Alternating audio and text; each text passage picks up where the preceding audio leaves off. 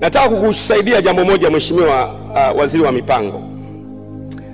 Hutafanikiwa na mipango yako kama utajifungia ndani wewe na watendaji wako ndio mwanze kutengeneza mipango ya taifa. Hautafanikiwa. Mipango ya taifa inatakiwa kuwa hivi. Tuko na wizara 25. Tuko na wizara 25. Maana yake wizara ya kilimo itengeneze mpango wa taifa wa miaka 50 ikuletee wewe. Wizara ya fedha itengeneze mpango wa miaka 50 ikuletee wewe. Wizara ya afya itengeneze mpango wa 50 kuletee wewe. Ina maana wewe wizara ya mipango upokee mipango ya kutoka kwenye wizara 25 kuja kwako. Alafu sasa wewe ucompile kwa pamoja upate mpango wa taifa unaotokana na input za kutoka wizara zote ili utengeneze mpango wa taifa. Kwa hiyo inatakiwa wizara zote 25 wizara moja iweze kuiona Tanzania kwa miaka 50. Ilete mpango wa miaka 50 wa maji katika nchi. Wizara ya kilimo iweze kuiona Tanzania miaka 50.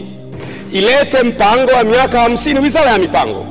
Alafu wizara ya mipango sasa kwa Kitila wewe kama kuna kitabu sasa cha miaka 50 kinachotokana na vision iliyotoka kwenye wizara zote Tanzania, kuwe na vision ya taifa ambayo itaongoza taifa lote.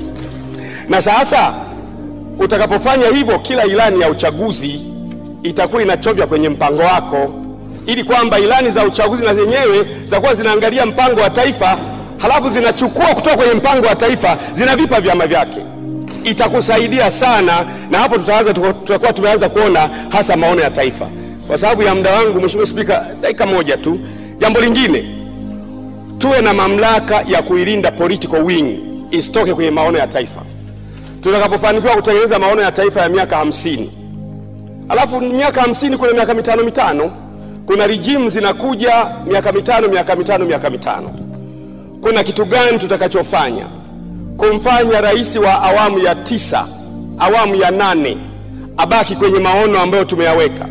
Anaweza kuja rais wa awamu ya 11, tumeweka sisi maono ya miaka 50, akaanza vyake. Kwa hiyo lazima kuwe na instruments zitakavyoweza kuifunga mamlaka ya kisiasa kubaki kwenye maono ya nchi, ili kwamba kila rais anayekuja madarakani haji kuleta mawazo yake, anakuja kuyatumikia maono ya nchi. Yeye ni mwajiriwa wa maono ya nchi.